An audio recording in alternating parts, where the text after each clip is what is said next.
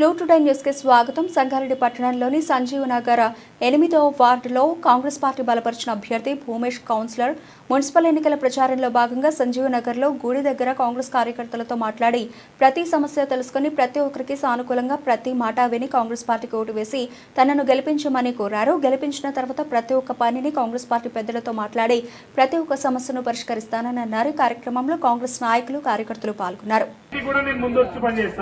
మంచిగుంటాను, చెడుకుంటాను. మీ ఇంట్లో వాళ్ళ లెక్క అందరి దగ్గరికి ఉంటాను. మీరు ఎవరు చెప్పినా ఎవరు పోతేనే వస్తారు, వాళ్ళు చెప్తేనే ఇంటారన్న మాటలు ఎవరికి కూడా పెట్టుకోకండి. ఎప్పుడైనా ఎవరైనా ఫోన్ చేస్తే ఒక 5 నిమిషాల్లో నేను ఉండే బాధ్యత నాది. మీరు నాకు ఓటు ద్వారా మీరందరూ కలిసి ఆదరించండి, ఆశీర్వదించండి.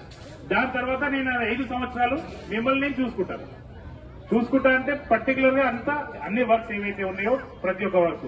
ఇంకోటి, కొంతమంది ఎన్నో సంవత్సరాల నుంచి ఇప్పుడు తిరిగిన ఇళ్లలో అందరు చెప్పింది ఏర్పడుతున్నాం. కొన్ని ఇళ్లలో చాలా సంవత్సరాల నుంచి కిరాయికున్నారు, చాలా ఇళ్ల ఇదే సంజీవ్ నగర్ లో కిరాయికున్నారు, వాళ్ళకి ఇల్లు లేవు. ఆ ఇల్లు లేని సమస్యల్లో ప్రతి ఒక్కరికి కూడా వాళ్ళందరూ నేను ఒక బుక్ తెచ్చుకొని రాసుకొని మెన్షన్ చేసుకుంటా. ఆ దాంట్లో మెన్షన్ చేసుకున్న తర్వాత ఈ స్థలాలు, ఇంటి స్థలాలు ఏవైతే ఉన్నాయో, ఇంటి స్థలాలు జగ్గారెడ్డి సార్ ఎప్పుడైతే ఇస్తాడో ఆ రోజు మాకు కొన్ని కావాలి సార్ రిక్వెస్టబుల్ గా అడగలుగుతా.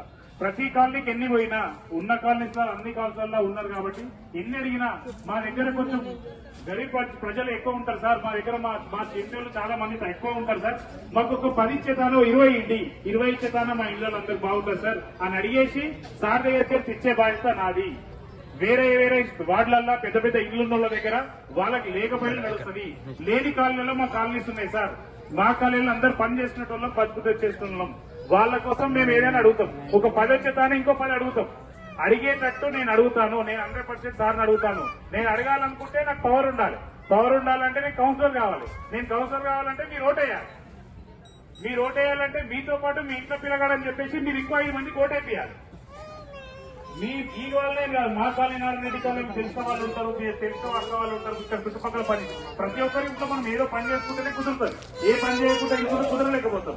తెలిసిన వాళ్ళు ప్రతి ఒక్కరికి చెప్పండి. చెప్పిన దాంతో ఓటేపించి గెలిపించుకోండి. నేను మీకు పనులు చేపించే బాధ్యత నాది. మొదటి బడ్జెట్ గుడికాడ కూర్చొని మీకు పాటిస్తున్నా.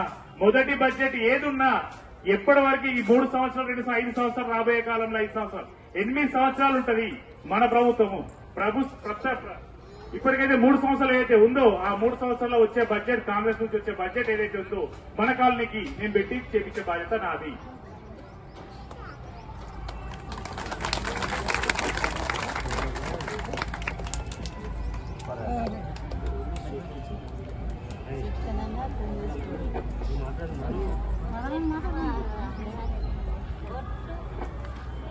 ఇప్పుడు కాలనీలో కూడా చిన్న విషయాలు కానీ ఏదైనా ఇబ్బందులు అయితే కూడా